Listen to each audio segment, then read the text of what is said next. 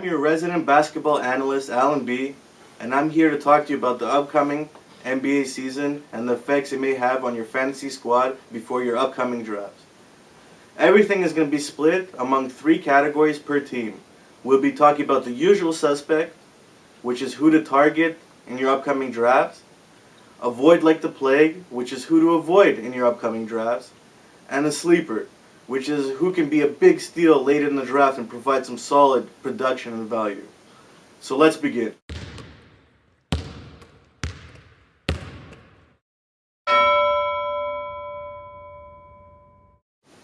By all means, target Rajon Rondo.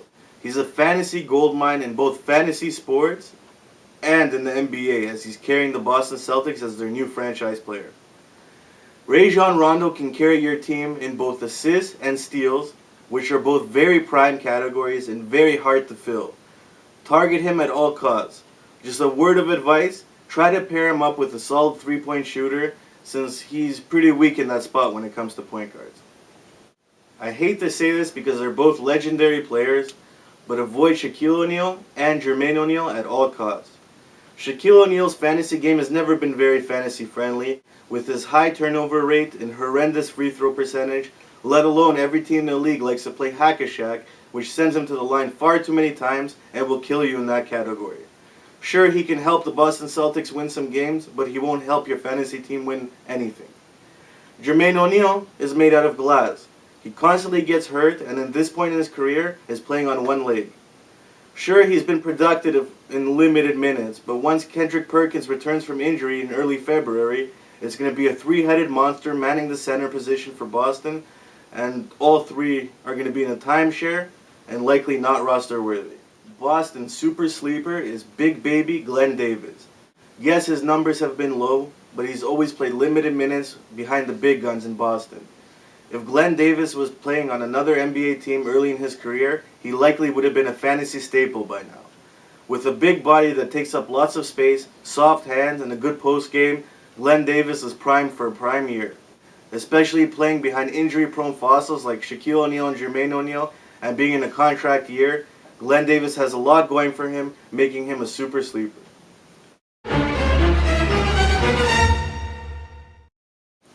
It's not every day that you can find someone to plug in your roster that can hit the 3-point shot and block a big number of shots. You can do that with Andrea Bargnani, as he's averaged over 1 per game in each category over the past 2 seasons.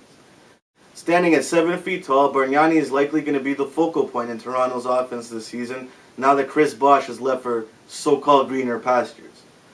Expect Bargnani to up his scoring with a higher usage rate. Even his rebounding may improve, which is his weak spot, so if you do draft him in the early rounds, try to pair him off with a point guard that has a high amount of rebounds, such as a Jason Kidd. Last year, a lot of managers were burned by Jose Calderon, picking him in the 2nd or 3rd round, expecting 2nd or 3rd value, and they totally got shafted once the season ended and Calderon's rank was down the drain as he lost his starting spot to Jarrett Jack. This year, not much has changed, as Jarrett Jack will likely be the starter again, Calderon will likely come off the bench again, and worst of all, he might even be traded and be put in a backup role for another team that doesn't have such a high-octane offense. The difference right now with Calderon is he's not pegged as a 2nd or 3rd round pick, so if he does put it together, he can be a serious sleeper late in drafts, but I don't see it happening. His game has been too inconsistent, so I would avoid him. With Chris Bosh out of the picture, there's lots of minutes and lots of production that the Toronto Raptors have to fill at the power forward spot. Enter 23-year-old forward center Amir Johnson. In the 5 games that Bosh missed last year where Johnson ended up starting, he averaged 17.8 points per game, 6 rebounds, 1 block, while shooting a ridiculous 69% from the field. If he can keep his foul rate down, which is 3.1 in 17 minutes, Amir will be a huge steal for anybody that's looking for a big man in the late draft.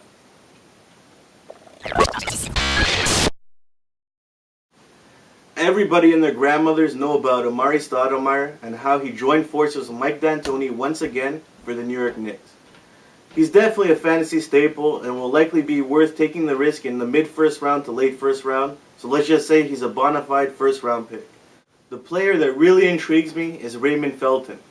After a rather disappointing season last year playing for the Charlotte Bobcats, Raymond Felton finally has the ball and will have a chance to prove his worth playing on a high-octane offense under Mike D'Antoni and the New York Knicks. The difference in the past was Raymond Felton always played in a controlled and slow-paced offense in Charlotte and never got full disclosure to do what he wanted to do. He's usually good for about 14 points, 7 assists, and 1.5 steals per game, which would be top 10 point guard production, but I expect a very high boost in the scoring rate and assist rate, which makes him a fantasy staple, likely for the first time in his career. Go. I'm usually very excited about multifaceted fantasy games such as Wilson Chandler's. The only difference this year is that I think he's fallen out of favor at the wing spot. With Danilo Gallinari being the future small forward of the New York Knicks and the player they would likely want to build around, I expect him to get the starting role, pushing Chandler to the bench to join forces with Kalina Azubuike and Roger Mason to make up the scoring production for the wings. There's way too much uncertainty for the shooting guard and small forward spots for the New York Knicks, so I expect a slight drop-off for Wilson Chandler and him to be slightly overrated in drafts this year. Let him be someone else's headache. Everybody's favorite sleep...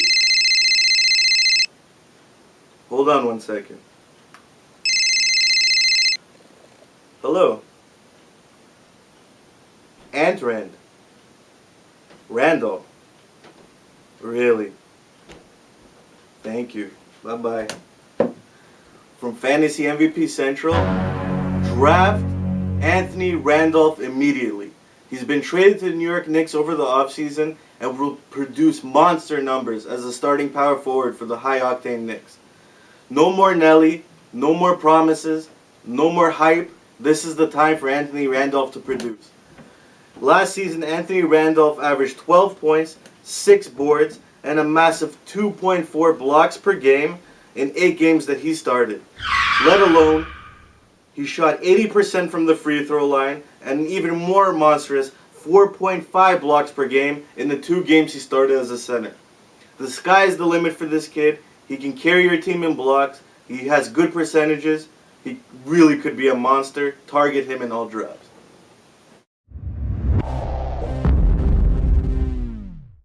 One thing that Philly has going for them this year is that they can finally move Andre Iguodala to his natural small forward position instead of making him something he's not, which is a shooting guard.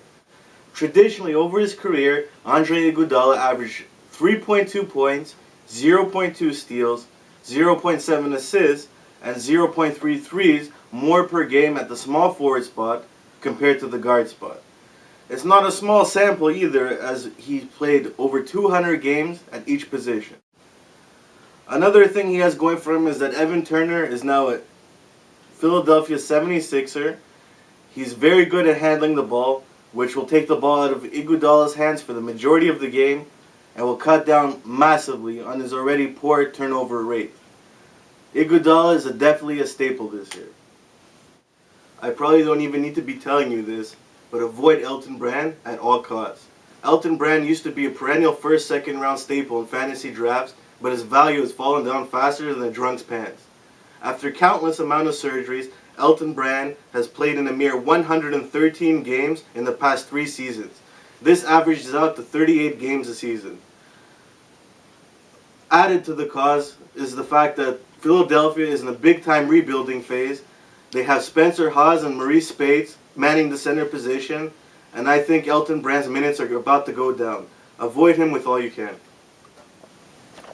While many people like to avoid rookies based on not knowing what to expect, I'm going to be keeping a close eye on second overall pick Evan Turner. Turner possesses prototypical size to play the 2-guard spot in the NBA, so he shouldn't have any problems adjusting to the stronger and faster players that the NBA has to offer. Including with that is the fact that he's likely to earn multi-position eligibility as the year goes on, as he's capable of playing both point guard, shooting guard to go along with the small forward spots. If that doesn't sell you on him, think about this. These are his college numbers in his last year in the NCAA. 20.4 points per game, 9.2 rebounds, 6 assists, 1.7 steals, and 0.9 blocks per game. If Turner puts it all together, he brings you multi-category goodies and his potential is way too much to pass up.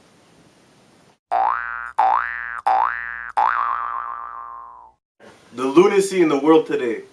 Almost anybody I speak to seems to think that Brook Lopez is overrated. Yes, he played on a horrible team last year, but in my mind, he is underrated. You want further proof?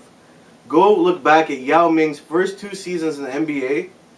Now look at Brook Lopez's first 2 seasons in the NBA and tell me what you see. They are virtually identical. With that type of potential, the 7-footer can score, rebound, block, steal, defend, and do it all. Target him and don't look back. Devin Harris has been going fairly high in recent drafts, and yes, he has the talent to completely explode, but his body just seems way too frail for the daily rigors of the NBA. He's played in over 70 games only twice in his 7-year career and has missed a significant amount of time in the past 3 years. If you're going to use him as your starting point guard spot, that might be just a little too much to ask for. Now, before I get into one of my favorite sleepers of the upcoming season, I would first like to mention that Jordan Farmar can be a very capable fantasy point guard if Devin Harris is to go down for a significant amount of time. Now, how about some Terrence Williams? You want a walking triple-double? Here you have it. Last season, in 7 April games that Terrence Williams started, he averaged 14.3 points, 7.1 rebounds, 6.3 assists per game. Small sample size? Well, T. Will also averaged 14.1 points, 6.7 rebounds, and 4.9 assists in 15 March games. To make a long story short, the second-year pro plays multiple positions, is a walking triple-double, and can get you numbers in almost every single category. He's excellent value late in the draft.